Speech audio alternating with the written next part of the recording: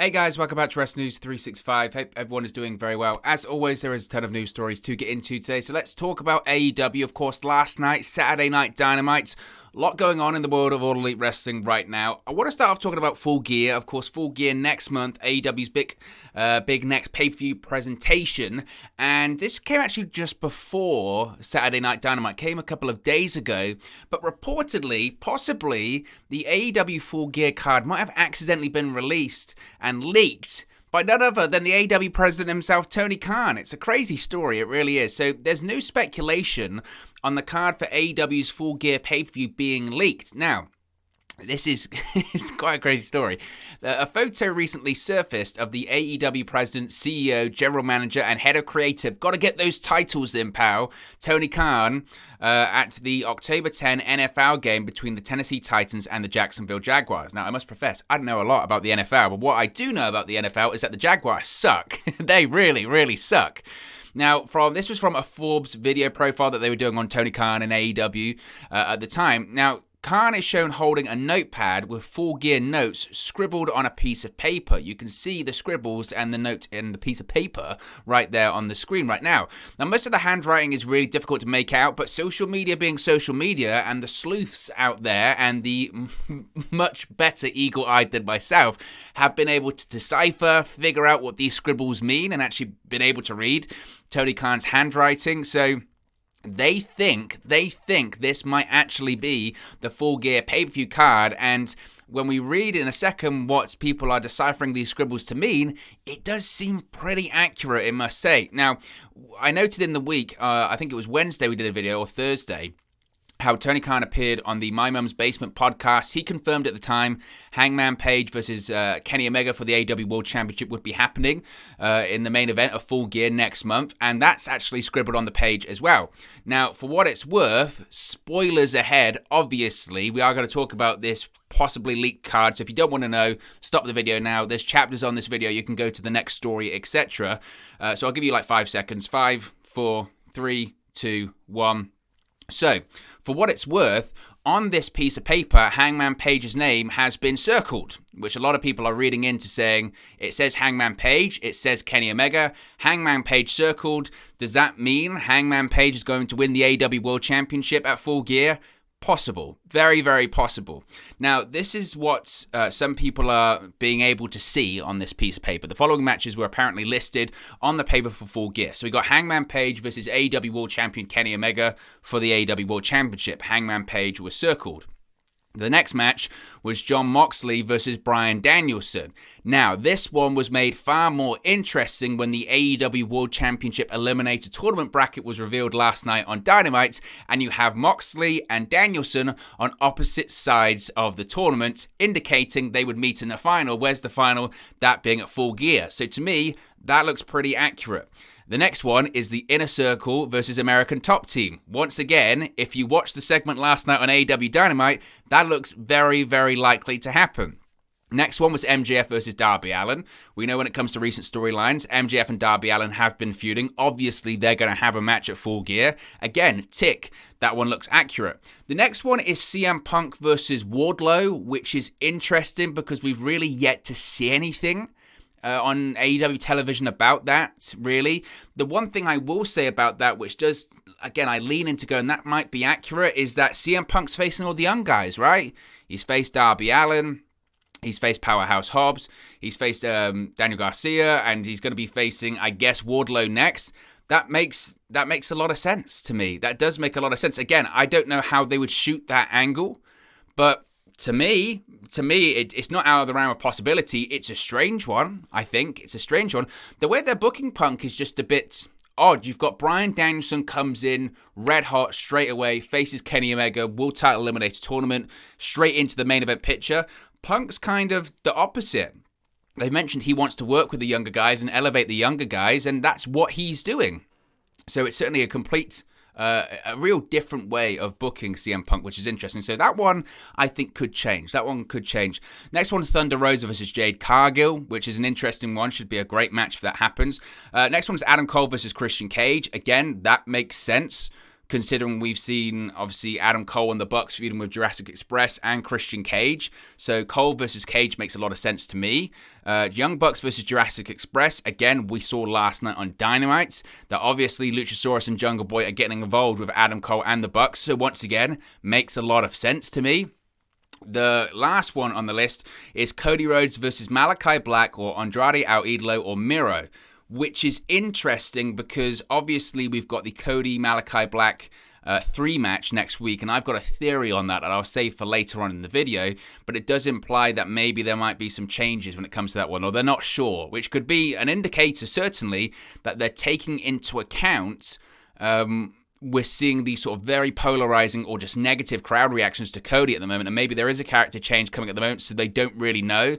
Interesting to know, obviously, that all 3 names that he's scheduled to be facing there are all heels, but they're doing the Cody Rhodes versus Malakai Black 3 match next week, so Rhodes versus Black 3 isn't happening at Full Gear. Would imply that maybe Rhodes versus Andrade El Idolo or Miro could happen, or maybe they've just scratched that and they're going to something else. Now, there's no one listed next to the AEW Women's World Champion Britt Baker. It appears that FTR versus AEW World Tag Team Champions, the Lucha Brothers, may be another match listed. It's hard to say, but obviously we saw Dynamite last night, and that appears to be far more accurate now, again. The Cole versus Cage match is one of the new feuds being talked about on social media since the potential leak was revealed, and it's worth noting that Cage may go into the match without the Impact World Championship as he's scheduled to defend it against Josh Alexander at Bound for Glory on October 23rd. So, a lot of people saw this, and like myself, I saw this and I went, this isn't like, oh, I don't know, we'll have to wait and see. That looks very accurate. Very, very, very accurate. And if you're Tony Khan, you're looking at it going, oh my goodness, my pay-per-view is just leaked. Now, obviously, you do have the Hangman Page outcome on there, and possibly, but I think people kind of knew that anyway. Does it spoil the surprise? Obviously. Is the card leaking out the worst thing in the world? No, because you don't know the finishes. You could look at it as I say, look, they've already just basically started advertising it way, way early. You know what I mean? They've just started advertising the event far ahead of time. That could be a possibility as well. So it is a difficult one. It certainly is a difficult one. AEW president, though, Tony Khan, talked this leaked photo of his AEW notes during the NFL game, and it certainly is interesting as to what he said. He said, this weekend when I was at the Jags game at halftime, I was doodling on my notebook, and I saw that a lot of people have taken notice of some of the notes in my notebook, which is pretty amazing because when you're walking around with small notes, you never think that photographers are going to capture writing you've written down. I'm glad it wasn't anything more personal, but it's funny. People run with assumptions on the internet these days, and I've seen all these people jump into conclusions like, oh, it must be the Full Gear card. He's basically saying that it's not. He mentioned, this is another good quote, and it's true, I announced that on Barstool that Kenny versus Hangman is the main event we've all been waiting for Full Gear. It's going to be a huge pay-per-view event, and Kenny versus Hangman is absolutely huge.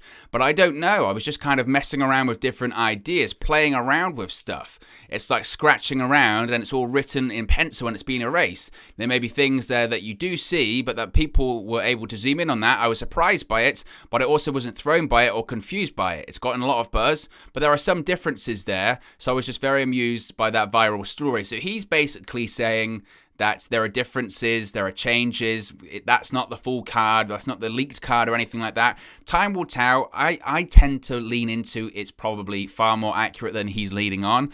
I do think there'll be changes. I think there might be changes because of the leak, or certainly if that's the card that he was going for or thinking about, but there were matches on there that he wasn't sure about, then maybe he'll make the changes. If he was on the fence, like for instance the Cody Rhodes thing, if he was like, oh, we're going to do Cody versus Malakai, then that comes out, then I think he'd be like, okay, we're going to switch. We're going to go something different because I was on the fence about it anyway, and this has kind of just forced my hand. That's what I think is kind of the situation there, but Man, social media, you got to be careful nowadays. You really do. So as I mentioned, speaking of the AEW Full Gear pay-per-view, we now have that world title Eliminator tournament. The bracket has been revealed. At the conclusion of last night's Dynamite, the AEW World Championship Eliminator tournament bracket was revealed. The finals of the tournament will be at Full Gear on November 13. The matches announced for the tournament are Preston 10 Vance versus Jon Moxley, Orange Cassidy versus Powerhouse Hobbs, Bryan Danielson versus Dustin Rhodes, and Lance Archer versus Eddie Kingston. The tournament features 2 rematches, Cassidy, Hobbs, Archer, Kingston, and 2 first-time matches. The tournament will start on Rampage this coming Friday with Orange Cassidy, Hobbs announced for next week's show. On next Saturday's Dynamite, Danielson, Rhodes, and Archer Kingston will continue the first round of the tournament. 10 Moxley does not have an official date so far. Also on Rampage, the bracket of the TBS Women's Championship Tournament will be announced if it's not been announced when the finals will be taking place. I have kind of, like I said before, when it comes to the leak about the Full Gear pay-per-view and the card being possibly leaked, when I saw this, I went, well, that's definitely accurate because, again, look, Danielson and Moxley are on different sides of the draw, and I think they're going to meet in the final. I really do. Some of the names in there I think are a bit odd. I think Dustin Rhodes being in there is bizarre, to be honest with you. What has Dustin Rhodes done in terms of AEW television or rankings to be involved in that tournament? I have no idea. Another one, again, Preston Vance. I get it, up-and-comer, new name. But in reality, this is the World Championship we're talking about. And you've got so many talents on there. And I get it. They want to protect people. Like, you wouldn't have CM Punk in that tournament if he's going to lose. You do have to do, like, smart booking. But it's a predictable tournament, isn't it? It's a very predictable tournament. You know the final. You look at that, and even if we didn't have the leak out there, you would know exactly what the final was going to be. You would know, okay, it's going to be Danielson-Moxley final. And I think Danielson will win. I do. So it's not that it's a disappointment, but it's predictable. And like I said before, I always say this, predictable doesn't necessarily mean bad, because it doesn't. But I just kind of look at that, and I'm like, for me, it makes the leak feel far more realistic, doesn't it? In my opinion, but that is what that is. Let's talk about the Inner Circle on Saturday Night Dynamite last night. The Inner Circle reunited. I find this interesting that the Inner Circle reunites, even though did they ever split up? I know they've been doing their own thing. Sammy Guevara is TNT champion. He's been with Fuego del Sol, and it's sort of been Jericho of Hager and Santana and Ortiz been doing their own thing. But the Inner Circle are back together after Chris Jericho, Sammy Guevara, and Jake Hager were beaten down by American Top Team and the Men of the Year on Rampage. The Inner Circle reunited as one unit on Dynamite. They were soon interrupted by American Top Team, though. Jericho took the mic and called out Paige Van Zant. He pointed out how she had always been around when the Inner Circle were, and asked if she had an obsession with Le Champion, and did this whole shtick about sliding into the DMs, all this kind of stuff. Jericho then set his attention to Dan Lambert, who he called a fat face. He then challenged American Top Team to a 5-on-5 match. However, Lambert declined and said that American Top Team were only interested in gold. He pointed out that Guevara was the only person that had something of interest, pointing out the TNT Championship. Lambert teased that he would set up a special challenge, and Guevara was ready to take on all members of American Top Team. They've teased that this announcement or this challenge from Dan Lambert is going to happen either on Rampage or Dynamite next week. Once again, leads into that leaked card. Looks accurate. Looks very accurate. Now, again, you could tell that the Inner Circle and American Top Team were going to be feuding because that's been going on the last few weeks. They shot the angle, didn't they, at the Grand Slam edition of Rampage. But I think, they said there's going to be this 5-on-5 deal at Full Gear, and maybe they'll throw in some kind of deal whereby, I don't know, the TNT Championship is on the line, and if whoever gets the pinfall for American Top Team becomes the TNT Champion, and if the Inner Circle win, Guevara keeps the TNT title. I don't know. That does seem quite convoluted to me, so maybe they won't go in that direction. But we're getting a 5-on-5 at Full Gear, no doubt about it. We did see a title change last night on Saturday Night Dynamite. We have new AAA World Tag Team Champions because FTR were revealed as Andrade Al Idolo's masked tag team and took on the Lucha Brothers for the AAA World Tag Team Championships. They won after Dax Harwood hit Rey Fenix with one of the title belts and hit a brainbuster. Now, Andrade, and this is real, Andrade initially introduced a team that was referred to La Super Reinas, which translates to the Super Frogs. The two men came out in green gear and showed off their lucha skills. Then the Lucha Bros took off their masks to reveal that it was FTR. After the match, Tony Schiavone met up with the new AAA World Tag Team Champions, asking how they felt after stealing the bouts. MJF interrupted to celebrate with his Pinnacle stablemates. The Pinnacle is still a thing, by the way.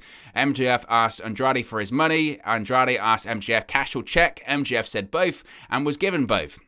He also made sure to tout Andrade that he only had FTR for one night as he walked away.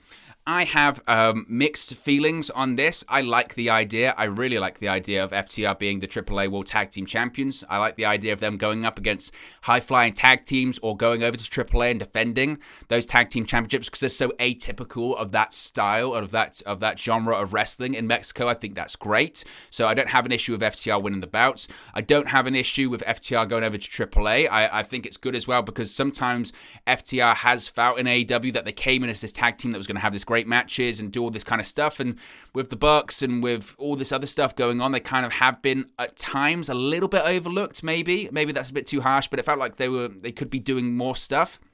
So I'm happy with them winning the bouts. I'm happy for them being involved with the Lucha Brothers. I think you'll end up with them challenging for the World Tag Team Championships like the card says at Full Gear. So I'm happy with that.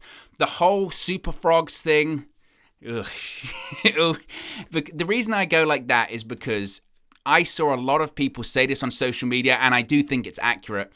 If WWE had done this, if WWE had the Revival come out dressed up as frogs, if WWE had the Revival come out and do the whole unmasking gimmick of, oh, you've unmasked me and all this kind of stuff, they would have been shit on. They so would on social media. They would have said, this is goofy, this is dumb.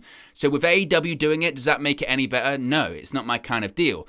People will say, and again, this is a valid counterpoint to it, it's kind of a throwback to old school pro wrestling because this has been done a lot before. El Conquistadors, even with, you want to talk about the Black Scorpion in WCW, and even if you want to go back to, I think it was WWE, wasn't it? In the 80s when they had the Super Ninja Turtles actually wrestling for WWE. It was people dressed up as the Teenage Mutant Ninja Turtles. Yes, the Teenage Mutant Ninja Turtles, the cartoon, the comic book, whatever. And it was a blatant ripoff. Like, I don't know how they would have been able to do it. Like, they couldn't have done it nowadays. But they did it for a few episodes, I think, of like Superstars of Wrestling or whatever that may be. So it's kind of a play on that, I guess as well. So whilst it is really, really, really goofy, I can understand FTR probably going along with it because it's old school pro wrestling. Like, it's really 80s old school pro wrestling. So I can kind of see why they would go with it from that point of view. But again, for me, it just was like, ugh, I'm not sure about that. So I like the idea of FTR being the AAA World Tag Team Champions. I think that's fun, and I think that gives them something to do. But the whole Super Frogs thing, I don't know. But it would have been out of place, I guess, in like late 80s, early 90s, WCW or 80s WWE, which maybe that's why they went for it. But like I said, if WWE would have done for it, they'd have got criticised. Of course they would. Of course they would.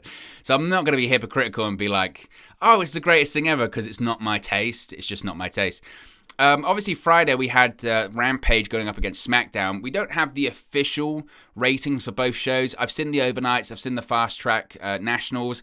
I always hate reporting them because they give you an indication of where you're going, but they don't give you the final accurate report. So once we get them, we'll talk about them probably tomorrow, Monday. So we won't talk about those. Obviously, it looks like SmackDown beat Rampage, which isn't a surprise. But speaking of Rampage, Friday's buy-in pre-show of Rampage has reached over 500,000 views on YouTube. Now, it's difficult because at the time you see this, it'll probably be way higher than that. At the time of recording, it's around 531,000. It's probably way more at this point. To compare, Monday's Elevation episode has 380,000 views. Dark has 222,000 views. Wednesday's Dark and Elevation Best Of has 361,000 views. So it's a good number. It's a really good number. Live viewership reportedly peaked at just over 98,000 viewers for the main event during the stream on Friday nights. So obviously, they'll be pretty happy with that. Obviously, it's the most viewed thing on the AEW YouTube channel this week, but that gives you an indication that obviously a lot of people, certainly from online, were very interested in this Danielson versus Suzuki matchup, and I don't blame them. It was tremendous. It absolutely delivered, and long may it continue. I'm loving Bryan Danielson in AEW. I think it's tremendous. Speaking of Rampage, we have some matches announced for next week and for Dynamite next week. One match is an AEW Women's World Championship match because last night on Dynamite it was announced that Britt Baker would be defending the AEW Women's World Championship against Anna Jay. This comes after Baker confronted Anna Jay and mocked the Dark Order over their loss to the Super Clique. Jay was not pleased with Baker's trash talk and brawled with her backstage because it wouldn't be AEW without a brawl. As a result, Baker will defend the AEW World Women's Championship against Jay on Rampage. Also, it's been announced that next Saturday on Saturday Night Dynamite, we will have Malakai Black versus Cody Rhodes 3. It was announced for next week's show. During the show last night, a pre-tape was played with Cody Rhodes making his way towards training with the Nightmare family. The Nightmare family members were not pleased with Rhodes being late, and he was slapped by Red Velvet and later by Kylan King during training when Rhodes looked to be out of it after taking damage from Lee Johnson and Brock Anderson. Rhodes asked Arn Anderson what they were doing. Anderson showed Rhodes a picture from a match between himself and Dusty Rhodes bloodied up. Anderson noted that Cody has said he never wanted to let the kids down. He asked Cody if Dusty was being booed while busting him up. He said no because he deserved it. He followed up by saying Malakai Black deserves it. That speech appeared to be enough for Cody to look to settle the score with Black next Saturday. First of all, Malakai Black should win. Again, Cody Rhodes shouldn't win. I think what they could do, I think there's a real possibility here, because if you saw Dynamite last night when Malakai Black had his match against Dante Martin, I think we could see a double turn. I really think we could see a double turn. Now, some of you will say, well, Malakai Black's an evil heel. He's a dark heel. How could they switch that into a babyface? Well, what did Malakai Black do? After his match last night, he turned around, looked towards the ring at his opponent, and he gave him a nod of approval, which a heel doesn't do. That was a sign of respect. And what's Cody doing at the moment? He's getting booed. Even though he's a babyface, one of the biggest heels in AEW at this point. He's just so unlikable when you're watching him on television. Even last night, you got people slapping him, but basically saying this guy's just a massive douche. Don't like him. So I think what they realistically could do next week, I think we could see a double turn of sorts. And if they do a double turn, where Cody turns heel and Black turns into almost a sympathetic babyface in the match, then I wouldn't be against Malakai Black losing the match if that's the outcome, that they turn Cody into a heel and they turn Malakai Black into a babyface. I wouldn't be against them doing that. Whether or not they do that, time will tell. But look, guys, as always, it's just one man's opinion. What are your thoughts on all of these AEW news stories we've spoken about today? Let me know your thoughts in the comment section below. I'll do my best to respond and reply to all of your comments. Really enjoy interacting with you guys, talking about AEW, Impact Wrestling, New Japan Pro Wrestling, WWE, all things pro wrestling here on the channel. So be sure to get involved in the community. Drop a comment below. All opinions are welcome. If you have enjoyed this video, please do smash a like on the like button too. Really just help us out here on YouTube. Go to the rankings and get into people's recommendation feeds if they haven't seen our videos previously. But most importantly, if you haven't already, please do subscribe to Wrestling News 365. You can do that by clicking the bottom right hand corner of the screen right now, or if you wait a few seconds, there'll be a subscribe button at the end of this video along with another video for you to watch. Thank you very much for watching, listening, streaming, or have you come across this video today, and I'll speak to you again very, very soon.